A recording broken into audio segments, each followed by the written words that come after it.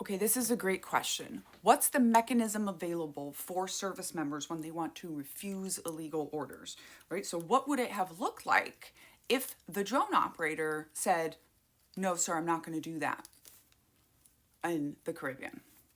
I'm Danielle, a scholar of cults, extreme groups, and extremely bad leadership, former Captain Mestinek in the U.S. Army, where I was the intelligence officer, so I know some of this stuff. I wrote a book called Uncultured about growing up in the Children of God religious cult and then going into the cult of the U.S. Army. You can get signed copies here or listen to me read it to you anywhere you get your audiobook.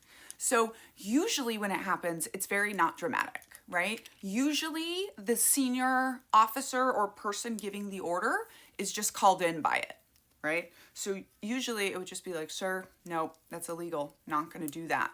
And they might try to push a little bit, but ultimately they're going to be called in by it, right? So what should have happened is the admiral passed down the order. Supposedly they checked it twice with legal, right? That drone pilot still should have said, no, sir, I'm not going to jail for this, and just refused to do it.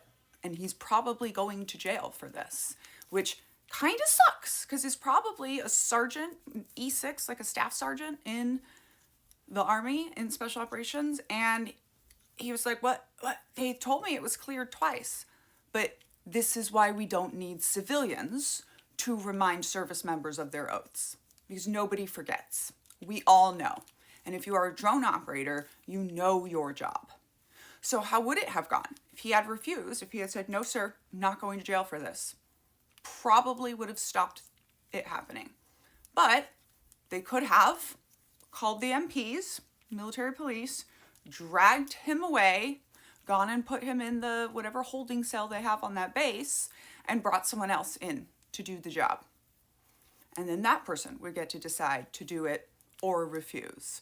Again, this is why, even though what happened is horrific and, real humans lost their lives, it's very significant that it was this kind of war crime we saw, where one leader is telling one person, do the thing, right? And one person has to stand up. That's not what, big war operations look like. That's not what the left freaking out about the military turning on the people, which is the left's version of the rapture right now.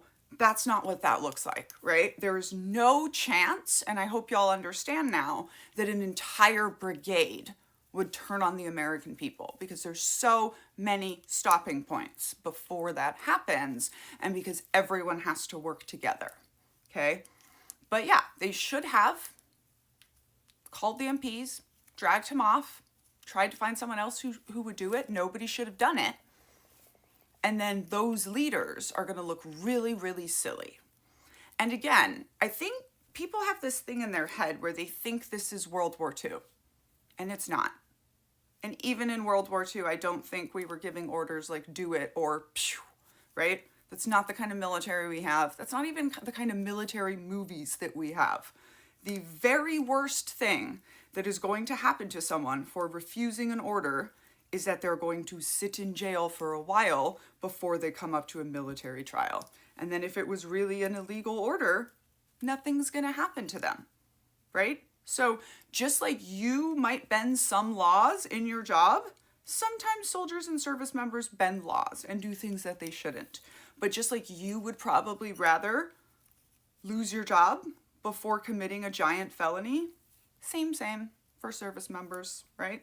Most soldiers do not want to go to jail for war crimes, and so they are not going to follow the illegal orders. Once in a while, when we see it happen, it's a very big deal, and it should be.